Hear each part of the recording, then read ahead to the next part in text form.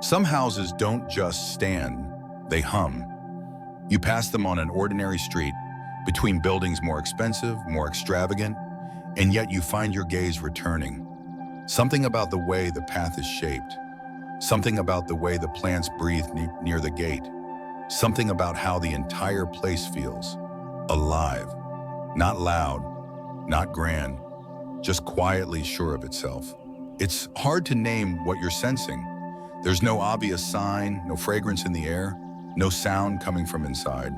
But you feel it anyway, that the home is awake, settled, receptive, like the kind of person who doesn't need to speak to make you feel welcome. And maybe you felt the opposite too. A home that looks perfect on paper, fresh paint, modern lighting, an impressive door. But as soon as you step near the entrance, something contracts. Not fear, not discomfort, just a subtle resistance.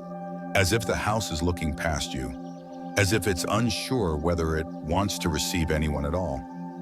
What creates this difference? What makes one space draw you in and another push you out without ever saying a word?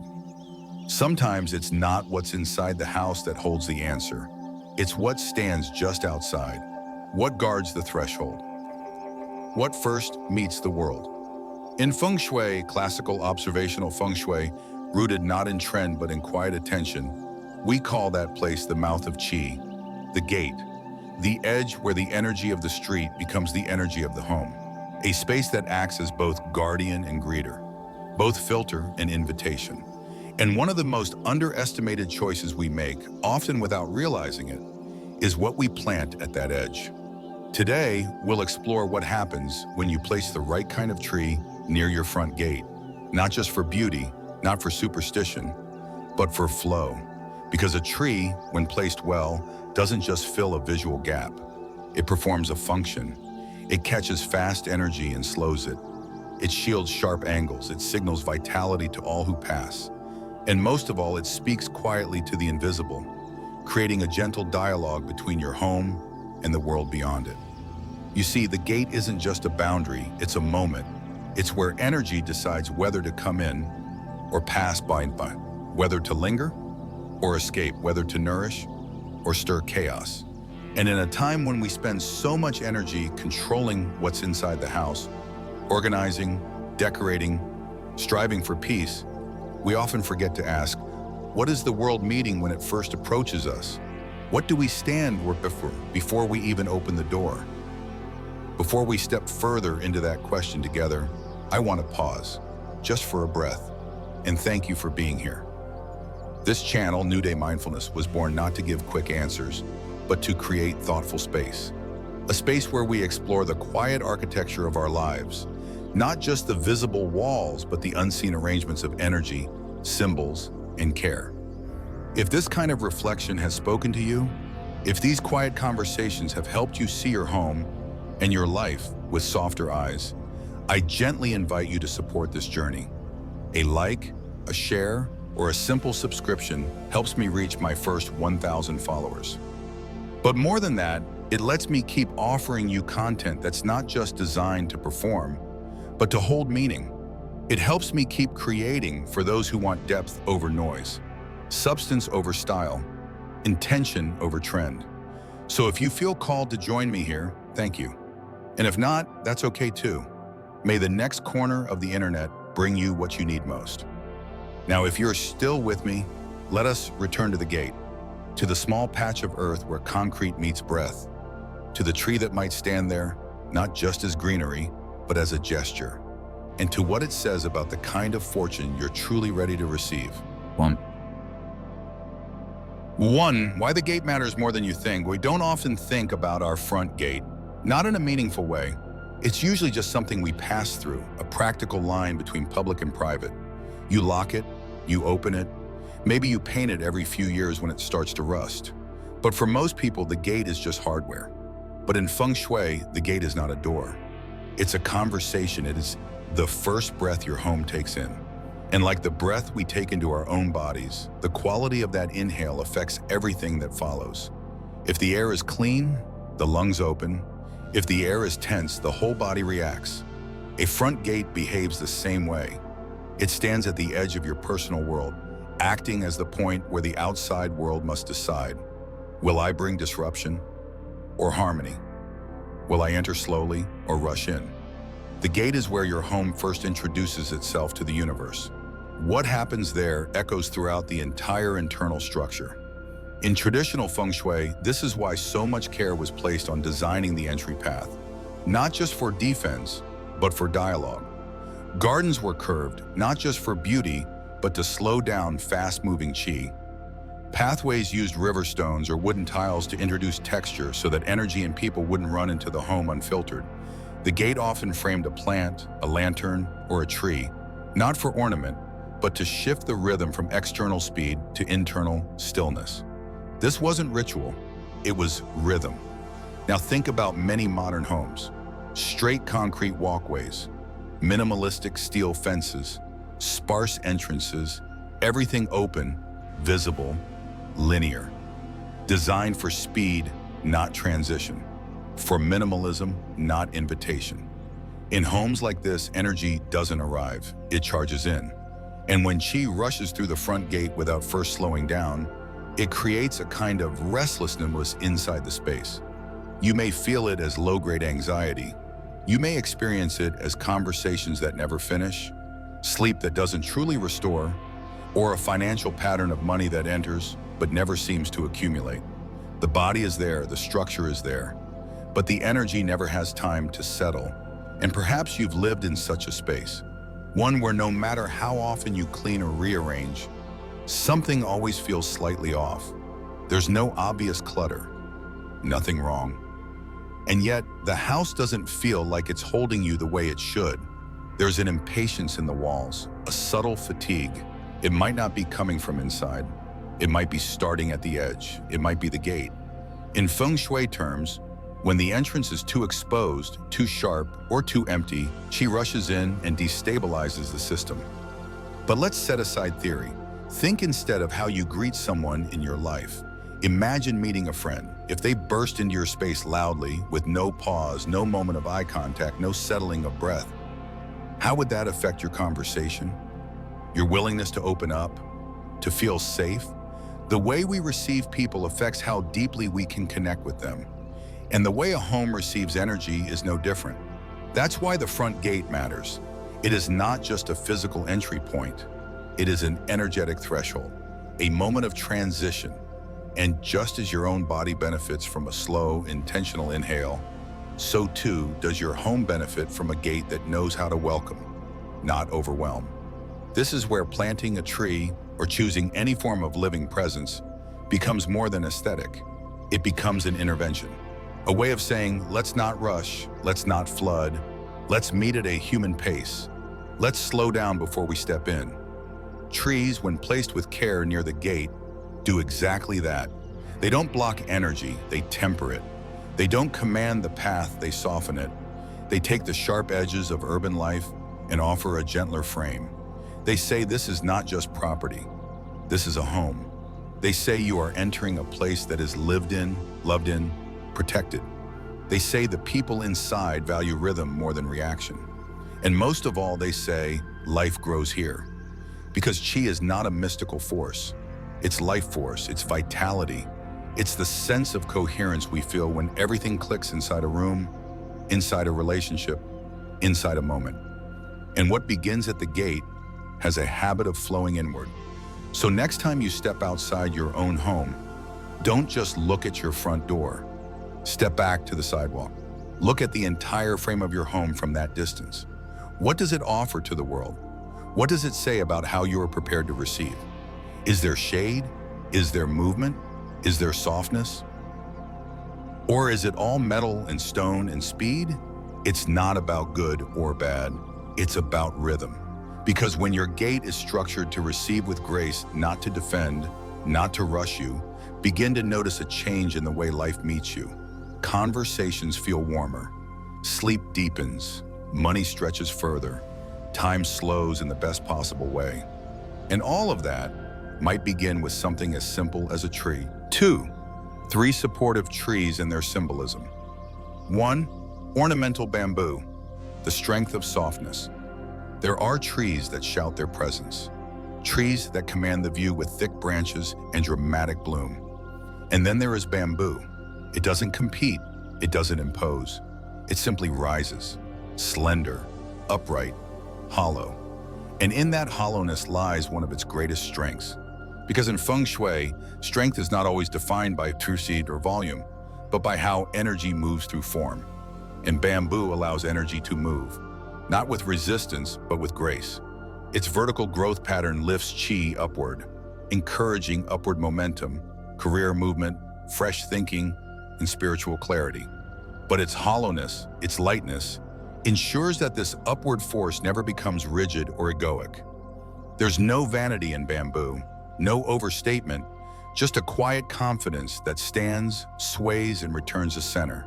In stormy weather, a pine may splinter, an oak may crack, but bamboo bends, and then returns. That is the first lesson bamboo teaches us. Resiliency is not about unbreakability, it's about recovery. If your home has been through a difficult season, a financial loss, a move, a divorce, a long silence, bamboo offers more than shade. It offers metaphor. It says, you can stretch, you can lean, you can survive the winds, and you can stand again. For homes that feel stuck, bamboo initiates movement. For homes that feel exposed, on noisy streets, at sharp intersections, or facing heavy traffic, it softens the intensity. It acts as a natural screen, but one that breathes. Energy is filtered, not blocked. It flows around the stalks like wind through a flute, losing its edge, gaining rhythm. There's a reason you'll often find bamboo lining the periphery of ancient tea gardens. It's not just aesthetic, it's energetic. Bamboo acts as a buffer, not just for the wind or sound, but for emotional interference. It protects without hardening. It holds space without stiffening it. There's something else too, the sound. Few plants speak without needing words. Bamboo does. If you've ever stood near it on a breezy afternoon, you'll know what I mean. That rustling sound, soft, kinetic, rusted silk, creates movement not just in the air, but in the spirit. It reminds you that life is never truly still, even in quiet, that even in rest, energy dances. For people who carry too much internal pressure, who are constantly holding in stress, performing calm but feeling overwhelmed, bamboo offers an external reminder to release. Let go, let sway, you'll come back to yourself. In traditional Taoist and Zen scrolls, bamboo appears frequently, not in bloom, not covered in fruit, but as a character of moral clarity. Upright, flexible, not hollow in meaning but in form. The idea is that humility makes you strong, that emptiness allows flow. And perhaps this is why bamboo is so useful near the entrance of a home.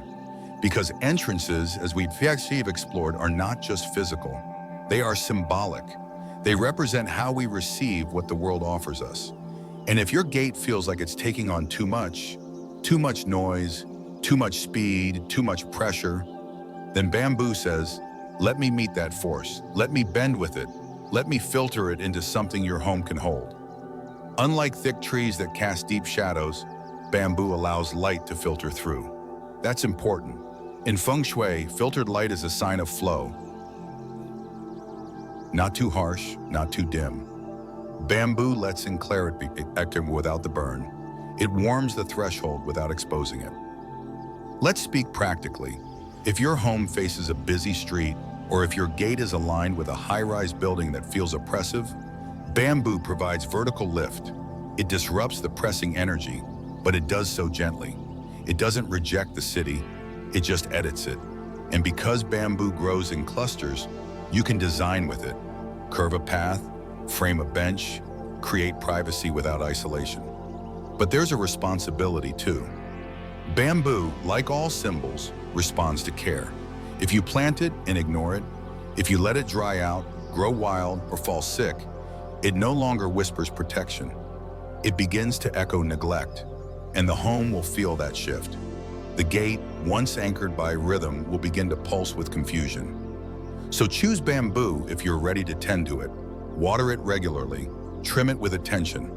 Let the base breathe. Remove dead stalks, and most importantly, walk past it slowly. Let it speak to you. Let it remind you that strength is not the absence of flexibility, it is made of it. Let it teach you that to grow is not to harden, it's to rise with lightness, to stand not in defiance, but in dialogue with the wind, with the space, with what's coming. And what is coming, for those who listen, is always softer than it first appears. 2. Fragrant dracaena, the ladder of steady growth. If bamboo is the poet of the garden, then fragrant dracaena is its scholar, less expressive, less swaying, but quietly composed, always holding its shape. The first thing you notice about a healthy dracaena is its form. Upright, slightly formal, thick green leaves that do not wave or flutter like other plants, but stand with an almost architectural calm. It doesn't seek attention. It doesn't rush. It simply grows, slowly, methodically, upward. And that, in itself, is its message. Where bamboo teaches resilience through movement, fragrant dracaena teaches strength through structure. It is the energy of step-by-step clarity, the energy of focus that does not arrive in one burst, but in a sequence, like climbing a ladder, one rung at a time. In Feng Shui, dracaena is often associated with career progression, not just ambition, but the kind of sustained clarity that helps a person move through confusion and arrive eventually at certainty. It is a plant that favors process over speed. That's why it's especially powerful at the gate of a home where things feel scattered. You know the feeling, unfinished tasks accumulating near the entryway. A front door that opens into a pile of shoes, keys, half-thoughts. A hallway that somehow always collects clutter, no matter how often it's cleared. It's not chaos, but it's not calm either. It's the energy of indecision, a sense that things are always about to be handled, but not quite. Dracaena doesn't push that energy away, it organizes it. It doesn't judge the noise, it simply gives it a place to settle. That's the power of verticality in plants. Feng Shui teaches that vertical energy encourages human minds to align themselves. Think of standing beneath a tall tree or beside a stone pillar. Something in you instinctively straightens, not out of stiffness, but out of quiet readiness. Dracaena offers that posture to your space. It says, you are capable, you are allowed to move slowly, but move. And like a mentor who doesn't overwhelm with advice, it supports without shouting. There's a reason this plant is often used in office settings. It doesn't drain the air, it refines it. NASA even listed it as one of the top air purifying plants, removing toxins silently, patiently, while holding its line. In homes, especially at the entrance, it signals order. And that signal matters, because when the first thing energy meets at your door is a plant with posture, with grounded growth, it begins to take shape itself. Visitors feel it too. They don't know why, but they pause, breathe, collect themselves. That moment before the door opens becomes a kind of reset. And that's what you want at the gate. Not distraction, not stimulation, but coherence. And here's where it gets more personal.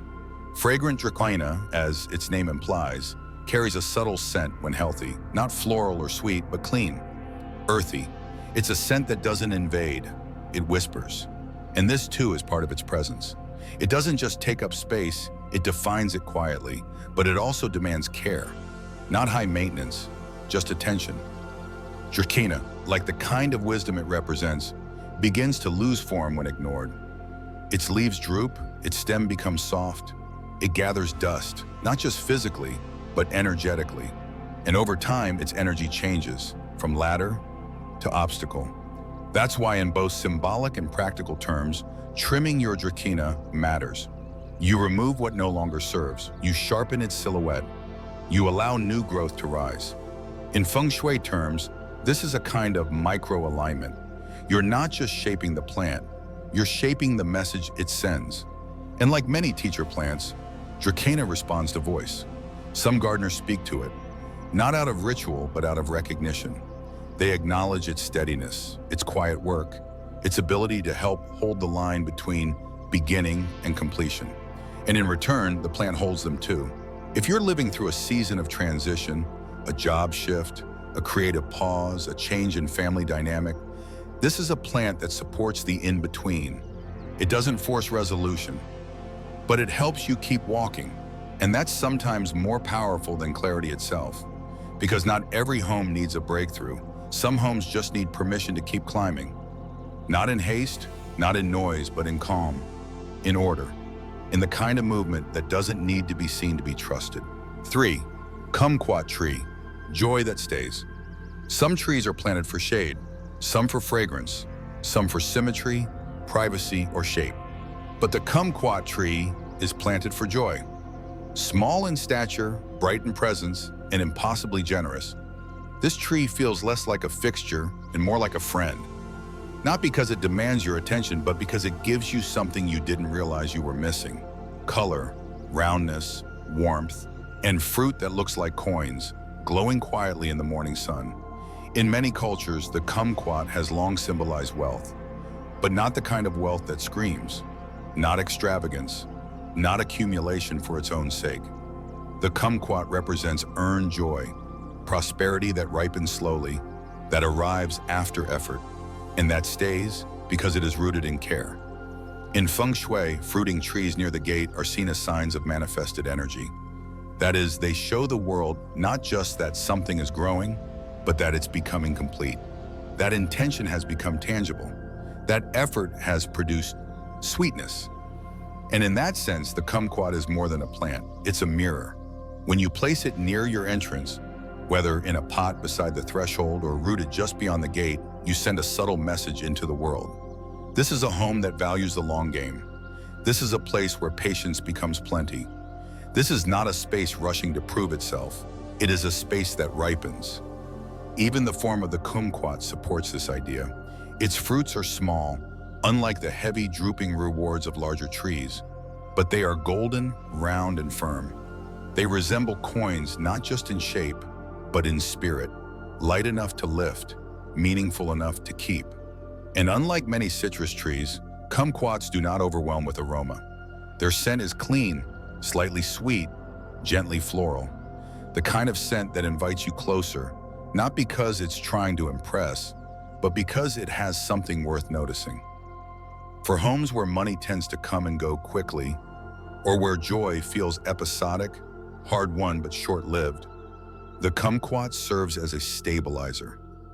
It reminds the space and the people inside that small things count. That steady effort yields not just security, but beauty. That wealth is not always loud. Sometimes it's just quiet fruit in the morning sun. From a practical Feng Shui perspective, the kumquat is often recommended for southeast-facing entries, traditionally associated with wealth, growth, and upward movement. But even if your entrance faces another direction, what matters most is intention. What matters is that the tree is healthy, visible, and tended. A neglected kumquat, one with browning leaves, fallen fruit, or dry roots, can have the opposite effect. It becomes a symbol not of joy, but of opportunity wasted. That's why planting this tree should never be passive. It is not something you forget about. It is something you check on, like a savings account, like a friendship, like a habit of gratitude. Water it when dry, feed it in season, clip away the parts that no longer serve. And when it bears fruit, harvest it. Don't let abundance sit too long on the branch. In Feng Shui, unharvested fruit becomes stagnant energy, but when shared, it multiplies. That too is part of the teaching. The kumquat doesn't hoard, it gives. It asks you to notice what is enough, and then to offer some of it to others. You might give a small bowl of fruit to a neighbor. You might slice one into tea. You might place 3 on a dish by your altar to thank the forces that helped you grow. Each gesture becomes a kind of energetic echo, and slowly something in the space shifts. Not dramatically, not overnight, but one day you look around and realize your home feels lighter. The arguments don't linger, the bills don't feel as heavy. The small joys, sunlight on the floor, the smell of rice, laughter in the hallway, last longer. This is how the kumquat works. Not as a cure, but as a keeper of softness, of satisfaction, of the kind of abundance that does not need to be proven, only lived. So plant it not because it's lucky, but because it's honest, because it will ask for your care and return it with sweetness. because even the smallest fruit, when tended with love, can teach a house to smile. 3. The role of trees more than decoration. By now, we've looked closely at 3 symbolic trees, the bamboo, the dracaena, the kumquat, and how each offers not just beauty, but meaning. And perhaps somewhere in your imagination, you're beginning to picture the tree that might belong near your own gate. But before you rush to plant, let us pause. Let us step back and ask a deeper question. What is a tree when it is placed with intention? Not in a forest, not in a park, but at the edge of a home. What is it doing there? In Feng Shui, a tree at the gate is not a decorative choice. It is a declaration.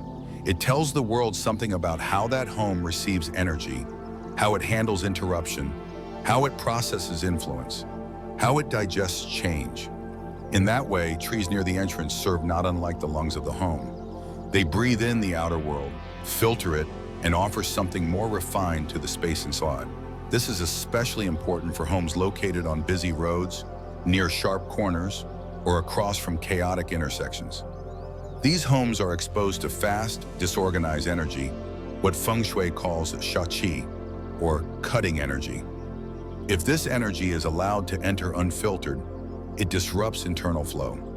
It stirs things up, makes emotions rise quickly, makes rest harder, makes finances unstable. But trees are natural moderators. They don't fight that energy. They bend it, they slow it, they give it rhythm. Whereas concrete or metal might reflect energy with sharp deflection, a tree absorbs and redistributes it. Its trunk offers grounding. Its branches diffuse momentum. Its leaves shake off tension. Its roots connect the pulse of movement to the stillness of earth. But not all trees serve this purpose equally, and not every plant belongs at the gate. Let us speak now of what to avoid, not with fear, but with clarity.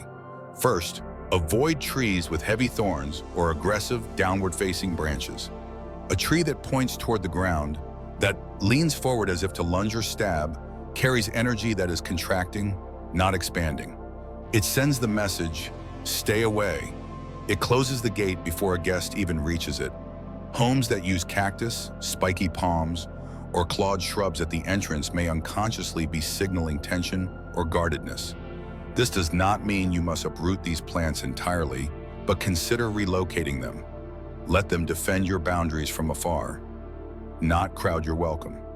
Second, be mindful of trees whose trunks block the main path. In Feng Shui, the front path is a channel, a symbolic river of energy. It should flow unobstructed, with a gentle sense of direction. When a thick trunk stands squarely in that line, it becomes a dam. Energy stalls, guests feel awkward, deliveries miss the bell, conversations at the door become rushed or awkward. This kind of energetic interruption is not dramatic, it's subtle. But over time, subtle patterns shape experience. We may not know why things feel off, we just know they do. Third, never neglect the trees that guard your gate. A tree, no matter how symbolic in its prime, can reverse its energy if ignored. Leaves that droop, branches that die, soil that stays dry for weeks. All of these signs signal to the energy at your threshold. This space is no longer tended. This threshold is no longer alive. In Feng Shui, nothing is static. Energy responds to presence. An untended tree becomes a leak, a blind spot, an echo of what once was alive, now forgotten. That's why tending your threshold trees is not optional. It is spiritual housekeeping, not elaborate, just attentive. Check for pests, prune gently, remove dead leaves, speak softly to the space as you water. Not because the tree needs praise, but because your voice brings energy, and energy remembers. Now let's go one step deeper.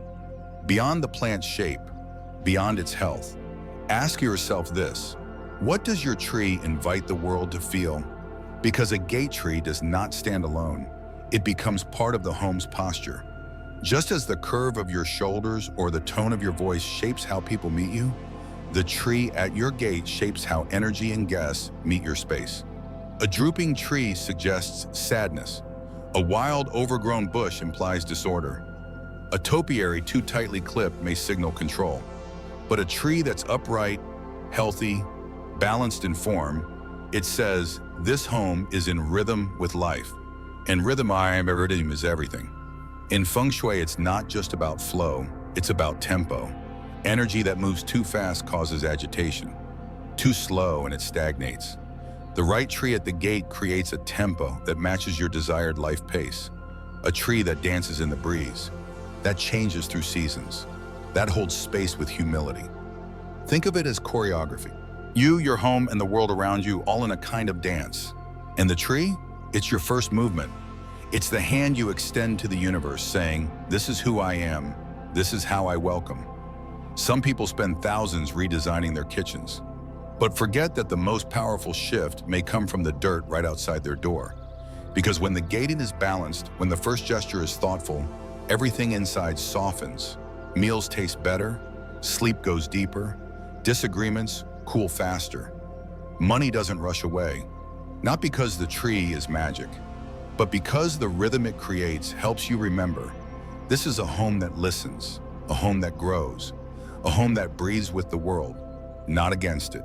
And that's all a tree at the gate really wants to offer, not decoration, but dignity, not color, but coherence, not superstition, but a simple living reminder that the way we greet the world shapes what the world gives back. Flicker. Practical guidelines. Guys, how to plant with intention. By now, the idea of placing a tree near your gate may no longer feel like a landscaping decision, but a spiritual one. Not mystical, not superstitious, just deeply attuned. The way one might arrange books on a shelf, or prepare tea for a guest, or open a window on the first morning of spring. That's what planting with intention really means. It means your action carries weight, not in effort, but in awareness. And so, before you rush to buy a bamboo shoot or a kumquat sapling, let's walk slowly through a few principles. Not rules, just gentle alignments. Not for perfection, but for coherence, for harmony. Because when you plant with care, the earth remembers, and so does your home. 1. Placement. Let the tree lead energy, not block it.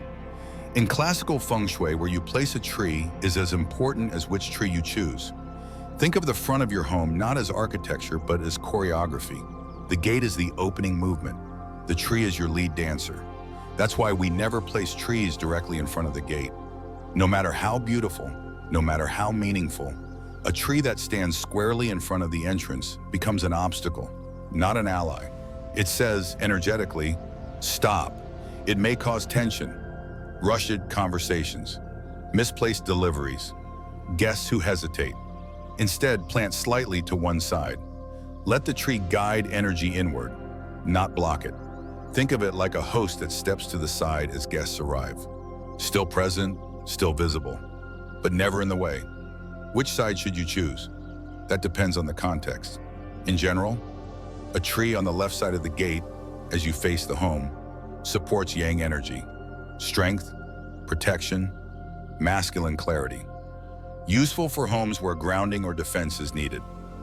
A tree on the right side supports yin energy, receptivity, nurturing, feminine warmth. Ideal for homes that feel emotionally flat or too externally focused. But more than theory, trust your eyes. Walk toward your gate. Observe where your gaze lands, where the space feels too sharp or too empty. That's where the tree belongs. Also, avoid planting too close to walls or foundations.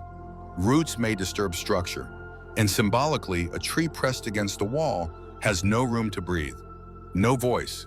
Leave space around the trunk so it can stand with dignity, so it can be seen as a presence, not a prop. 2.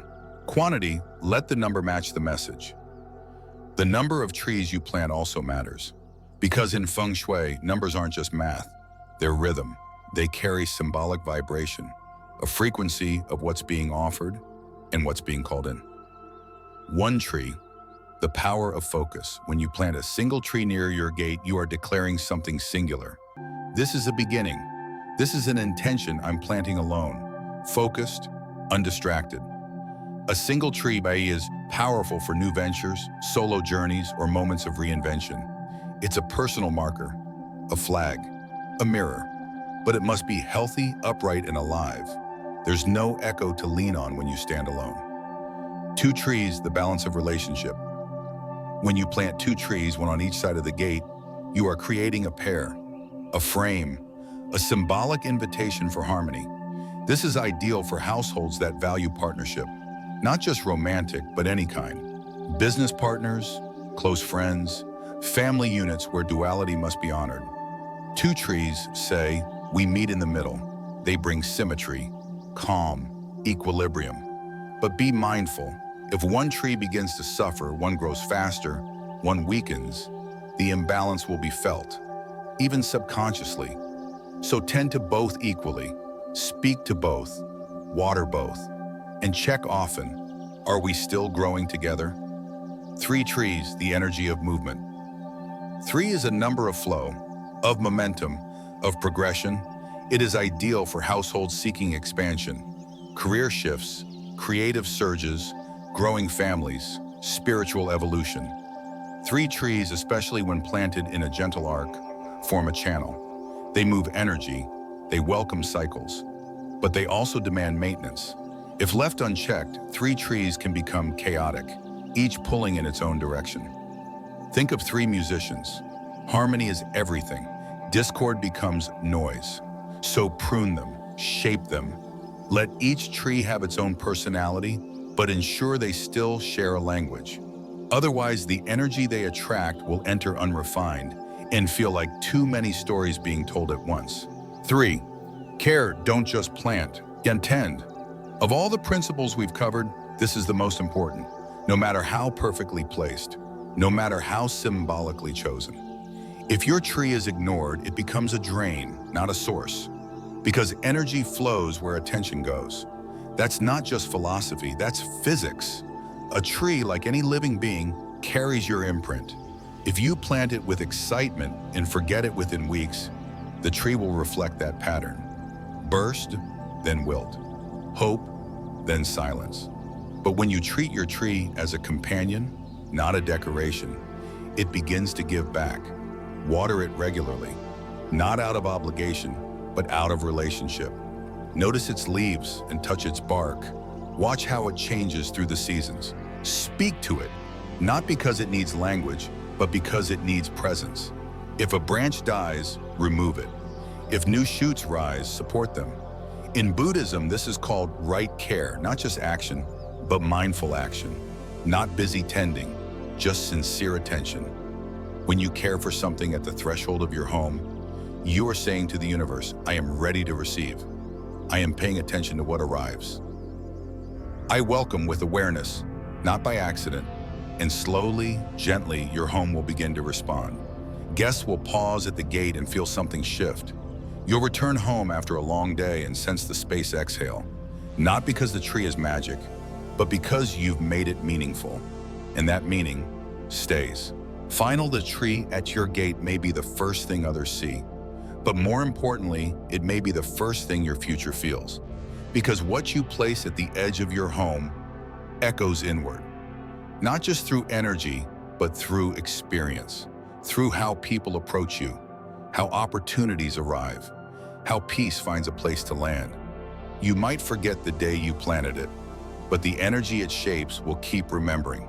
So as you step back and look toward your own threshold, whether you live in a house, an apartment, a village home, or a city flat, pause and ask, what lives at the entrance of my space right now? What am I quietly inviting in? And what, perhaps unknowingly, am I keeping away?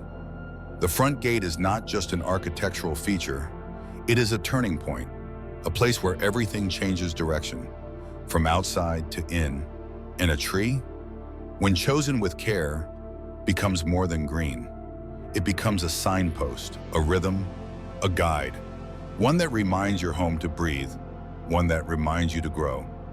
If today's reflection offered you something to consider, I'd love to hear from you. Have you ever planted something, a tree, a flower, even a small potted herb, that shifted the way your space felt? Share your story in the comments. I read them all, because each home tells a different story. And when we share those stories, we begin to see how connected our spaces really are. And if this video stirred something gentle in you, if it helped you see your home a little differently, I warmly invite you to like, to share, and to subscribe to New Day Mindfulness. Not for numbers, but because when we reach 1,000 subscribers, it allows me to keep creating content like this, thoughtful, slow, and true. The kind of reflections that aren't just about design, but about the quiet conversation between your space and your spirit. Thank you for walking through this threshold with me.